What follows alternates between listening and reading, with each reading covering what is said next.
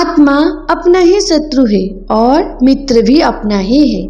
जिसने विषयों को त्याग कर अपनी आत्मा को मेरे साथ जोड़ लिया है उसके लिए तो आत्मा मित्र है, और जिसने मुझको विसार कर अर्थात भुलाकर अपनी आत्मा को विषय भोगों में लगा दिया उसके लिए आत्मा शत्रु है।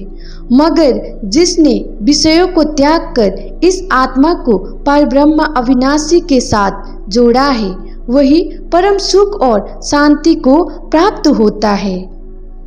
जो आदर मिलने पर प्रसन्न नहीं होता और अनादर मिलने पर दुखी नहीं होता और जो अपने आप को जानता है वही ज्ञानी है। मैं क्या वस्तु हूँ, यहाँ क्या खेल है, और विज्ञान अर्थात परमेश्वर को जानना, यहाँ दोनों ज्ञान विज्ञान है। जिसने ज्ञान विज्ञान रूपी अमृत पान किया हुआ है, जिसका आत्मा तृप्त है और जो इंद्रियों को निवारण कर सदा एक सा रहे, सोना मिट्टी शत्रु व मित्र को एक समान जाने, जो धर्मी और पापी को एक सा देखे, राग द्वेष ना करे, निरंतर एक ध्यान से शत्रु मित्र को जाने, यहाँ पूर्ण योग के लक्षण है। ऐसा जो मेरा भक्त है वहाँ अभय है। जो प्राणी उधार भर के भोजन खाए उसे योग प्राप्त ना होए, अर्थात जो प्राणी ठूस ठूस कर भोजन करता है उसे योग नहीं मिलता। सुन कि योग किस भांति प्राप्त हो सकता है। विवेकी पुरुष को ठूस ठूस कर नहीं खाना चाहिए, जिससे सांसों की गति सामान्य रहे। विवेकी पुरुष योगी का मन जब आत्मा के साथ जुड़ जाता है तब उसके मन में किसी वस्तु की इच्छा नहीं रहती। इसे योग मुक्त कहते हैं। अब यहाँ सुन कि योगी को एकांत में क्यों बैठना चाहिए। जिस प्रकार पावन रहित स्थान पर रखे दीपक की ज्योति बिना डोले प्रज्वलित होती रहती है और हवायुक्त स्थान पर डोलने लगती है, स्थिर नहीं रहती, इसी प्रकार योगी को भी एकांत में बैठना चाहिए ताकि उसका मन डवाडोल ना हो। जो एकांत में बैठकर मेरा ध्यान करता है उस योगी का पूरा ध्यान मेरी ओर हो जाता है, उसे आत्मा का दर्शन होता है। आत्मा दर्शन से उसे अत्यधिक सुख प्राप्त होता है। जिसे बुद्धि जाने वहाँ सुख बुद्धि गोचर है। इंद्रियां उस सुख को नहीं जानती, इसी कारण उसे अति इंद्रिय सुख कहते हैं। जिसे पाकर वहाँ योग निर्लेप व निश्चल होता है। इस सुख के बाद वहाँ हर सुख को व्यर्थ समझता है। इस सुख को पाकर योगी के शरीर पर आए बड़े से बड़े दुख दूर हो जाता है, महसूस नहीं होता। बड़े से बड़ा संकट भी उसका बाल बाका नहीं कर सकता। भक्त प्रहलाद के साथ घटी घटना इसका जीता जागता प्रमाण है। जैसे हिरण्यकश्यप ने उसे अनेक प्रकार की यातनाएं दी थी, मगर प्रहलाद का बाल भी बाका नहीं हुआ। ऐसा सुख निधान योग अवश्य ही प्राणी को करना चाहिए। इसमें विलंब नहीं करना चाहिए।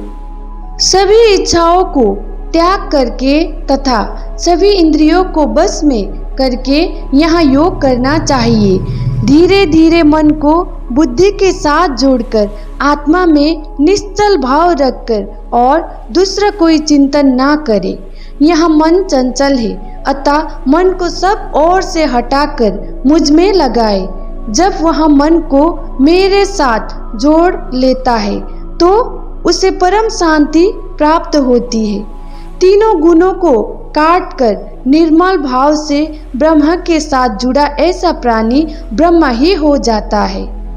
कपट माया से दूर रहकर जिसने इस प्रकार योग किया वही स्थिर है। जो अपने आप से जुड़ जाता है उसके साथ पाप नष्ट हो जाते हैं। जिसने योग को पाया उसने ब्रह्म सुख को पाया। आत्मा में लीन हुआ तो परम सुख को पाया।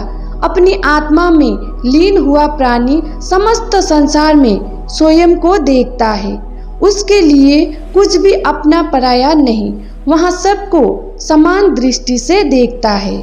हे अर्जुन, जिसे अपनी आत्मा में ही सभी भूत प्राणी नजर आए, तू उसे ही समदृष्टि जान।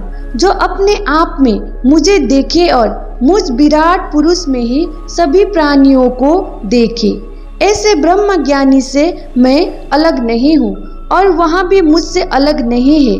वहाँ और मैं एक रूप है। सभी भूत प्राणियों में मुझको व्यापक जानकर जो मेरा भजन करते हैं, वहाँ दोबारा जन्म नहीं लेते और सभी प्राणियों में व्याप्त हूँ। उसमें मेरा भजन क्या है सो सुन। हे अर्जुन, जैसे अपने आत्मा में दुख और सुख की अनुभूति होती है, वैसे ही दूसरे को समझना चाहिए। यहाँ जानकर किसी को कष्ट ना देकर मित्रवत व्यवहार करना चाहिए।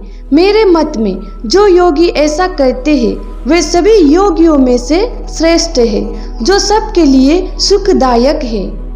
यहाँ सुनकर अर्जुन ने श्री कृष्ण भगवान से पूछा, हे मधुसूदन जी, तुमने जिस योग का मुझे उपदेश दिया है, यहाँ योग तो मुझ में नहीं है और मैं ऐसा योग कर भी नहीं सकता। मन तो चंचल है, मस्त हाथी की तरह बलवान है।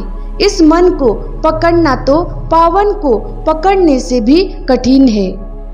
अर्जुन की बात सुनकर श्री कृष्ण भगवान बोले, हे महाबाहु अर्जुन, इसमें कोई संदेह नहीं है कि मन चंचल है, पकड़ में नहीं आता, परंतु इसको पकड़ने के भी दो उपाय है। यहाँ सुन।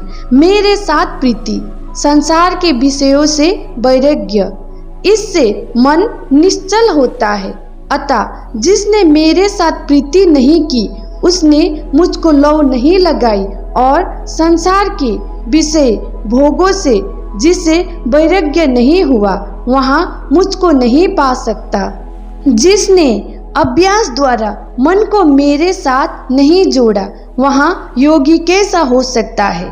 अभ्यास का अर्थ है कि प्राणी मन और बुद्धि को मुझ में स्थिर रखे, मेरा सुमिरन करे, इसका नाम अभ्यास है। जो अभ्यासी और वैरागी नहीं है, वहाँ योगी नहीं है। और जिन्होंने अभ्यास और वैराग्य से मन को मेरे साथ जोड़ लिया है, उन्हें योग सहज ही प्राप्त हो जाता है। मन को स्थिर निश्चल रखने के लिए अभ्यास और वैराग्य आवश्यक है।